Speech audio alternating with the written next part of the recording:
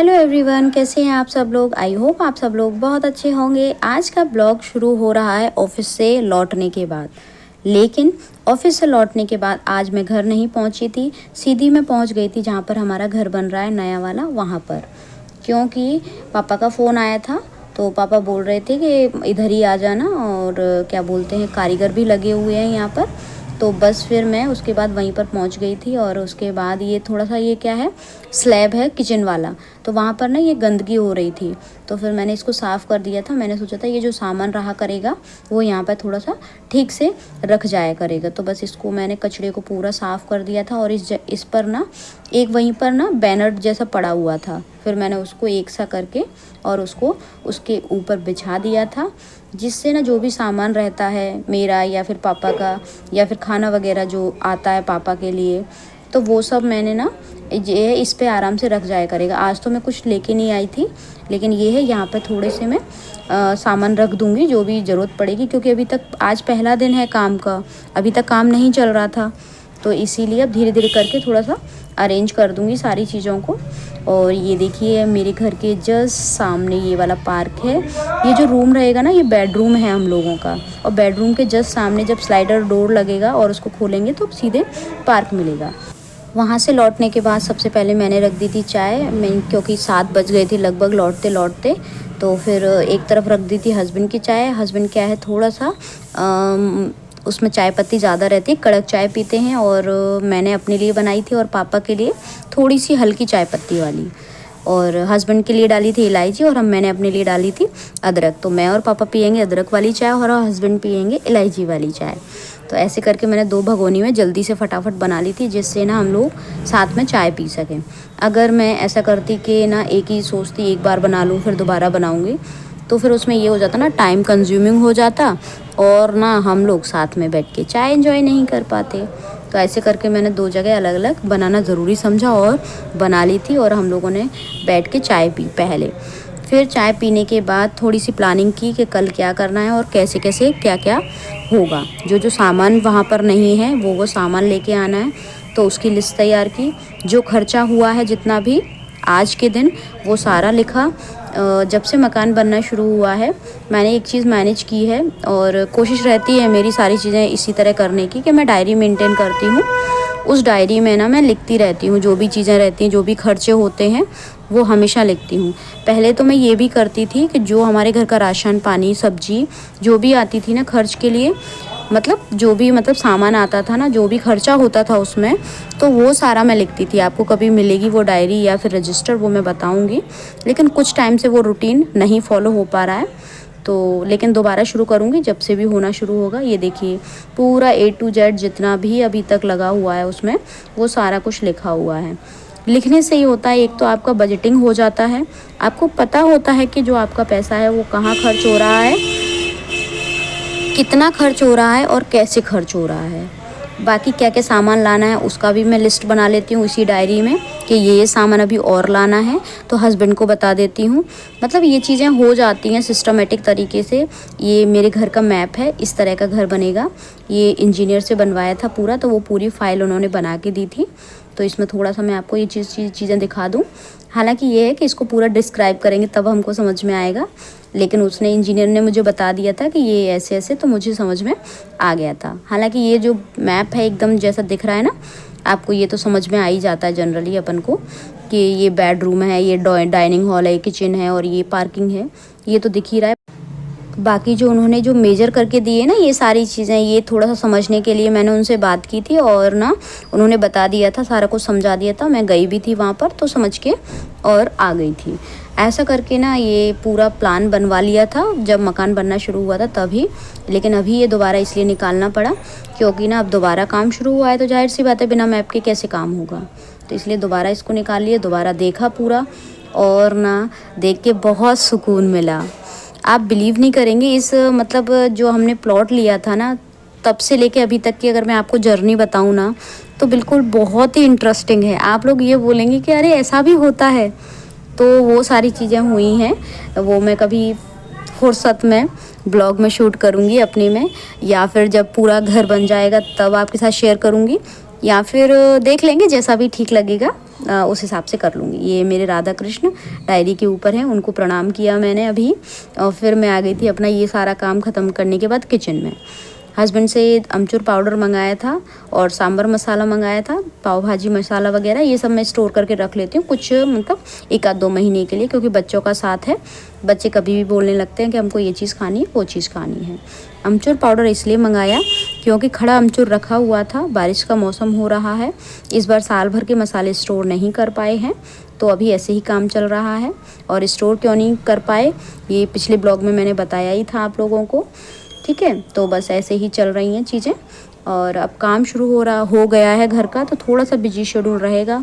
इधर नाइट में भी थोड़ा लेट हो जाऊंगी।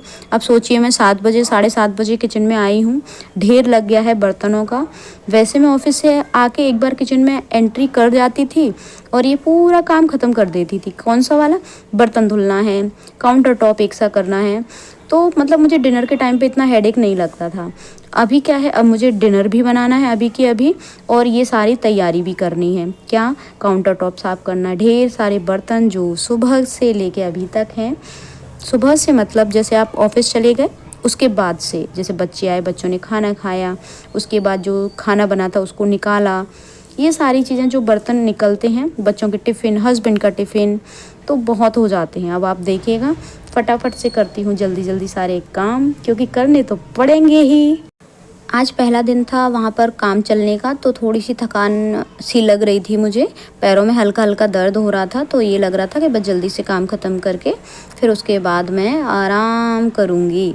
तो बस इसी उम्मीद के साथ कि बस जल्दी से 10 साढ़े 10 बजे ये सारे काम हो और फिर मैं बढ़िया आराम करूँगी। फटाफट जुट गई थी मैं अपने काम में। अब देखिए 8:45 हो रहे हैं और मैं धो रही थी अभी बर्तन।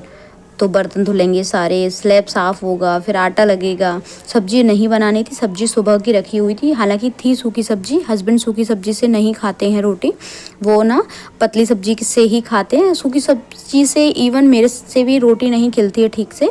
तो फिर उन्होंने बोला कि मतलब आज काम ज़्यादा हो गया, तुम भी थक गई होगी, ऐसा करो तुम पराठे सेक दो, तो मैं सूखी सब्जी से पराठे खा लूँगा, ऐसे करके मेरा डिनर हो जाएगा।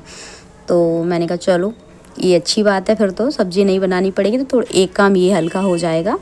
तो मैं भी फटाफट से लग गई थी, मैंने जल्दी से पराठे सेके थे।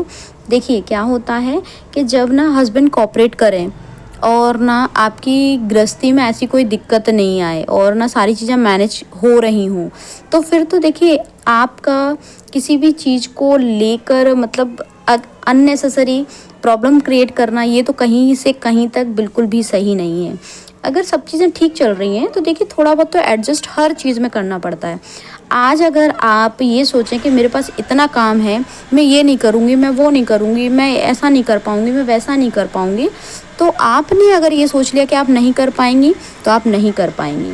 आप अगर ये सोच रहे हैं कोई बात नहीं, एक काम क्या, अभी 2 काम और आ जाए, मैं निपट लूँगी, मैं कर लूँगी, ठीक है, तो हो जाते हैं काम। ऐसा नहीं है, आप अपने शरीर की क्षमताएं जितना बढ़ाएंगे उतनी आपके शरीर की कैपेसिटी बढ़ती जाएगी, इसमें कोई दो राय नहीं है। देखिए मैं अपने मायके में, आप बिलीव नहीं करेंगे, मैंने कभी ना इतना सा काम नहीं किया, मेरी मम्मी ने मुझसे बिल्कुल भी काम नहीं कराया।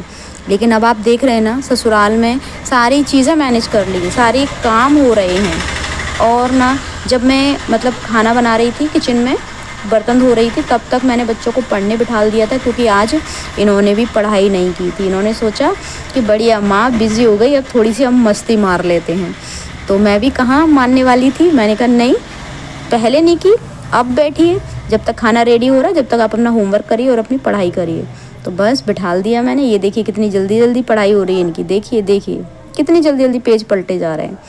तो बस इन दोनों को बिठाल के मैं दोबारा से आ गई थी किचन में, और मैंने लगा लिया था आटा और सेक लेते फटाफट फटाफट पराठे।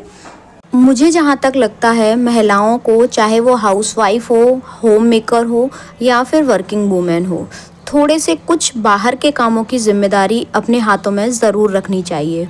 एक तो इससे होता है कि आप बहुत कुछ सीख जाते हैं, बाहर की चीज़ों से भी बहुत कुछ सीखते हैं। आप जब बाहर निकलते हैं कौन सा काम किस तरह से होता है ये सब सीखते हैं, और साथ ही साथ घर में भी आपका इम्पोर्टेंस बढ़ जाता है। आपकी राय बहुत मायने रखती है जब आप बाहर की चीज़ों में भी इन्वॉल्व होते हैं। जो काम आपके हस्बैंड करते हैं, हस्बैंड कर सकते हैं, आप अगर उन कामों की बागडोर 1 या 2 काम की अपने हाथ में ले लेते हैं तो आपके हस्बैंड को भी सपोर्ट हो जाता है और ना कहीं आपकी पर्सनैलिटी में भी निखार आता है। भले ही आप घर में ही रहती हो, घर के काम ही करती हो केवल, लेकिन बाहर के 1-2 काम अपने हाथ ज़रूर ले लें। ठीक है जी, मेरा खाना बन रहा था और इन लोगों की पढ़ाई कंप्लीट हो गई थी, फिर इन दोनों की चल रही थी मस्ती, आपस में खूब एंजॉय कर रहे थे। फिर इसके बाद मैंने क्या किया था, इनको खाना लगा दिया था, इन्होंने खाना खा लिया था दोनों ने, हम लोगों ने भी खाना खा लिया था और एक बहुत अच्छा दिन पूरा हुआ। अच्छा, इसमें एक चीज़ और है कि आप ना सुबह से लेके रात तक ढेरों काम कर लेते हैं। अगर आपके हाथ में एक प्रोडक्टिव दिन आ जाता है कि मतलब दिन भर में आपने जो भी काम किए, कुछ एक्स्ट्रा किया, कुछ अलग किया और अपनी लाइफ को बेहतर बनाने के लिए किया, तो कहीं ना कहीं आपका कॉन्फिडेंस लेवल बढ़ जाता है। जो दिन भर की थकान होती है ना, वो भी ख़त्म हो जाती है। आपको फाइनली ये लगता है कि अरे यार, आज मेरा ये काम ख़त्म हो गया। एक फुलफिल वाली जो फीलिंग होती है ना, वो आपको आ जाती है। तो भले ही कितनी भी मेहनत करनी पड़े आपको, लेकिन अपने जीवन को बेहतर बनाने के लिए करिए। अभी आपकी एज है, आप कर सकते हैं। और बाद में आपने ये सोचा कि नहीं मैं बाद में करूँगी, बाद कभी नहीं आता है। ओके जी, आई होप आपको ब्लॉग पसंद आया होगा। हंसते रहिए, मुस्कुराते रहिए और दूसरों को मुस्कुराने की वजह देते रहिए। Thank you.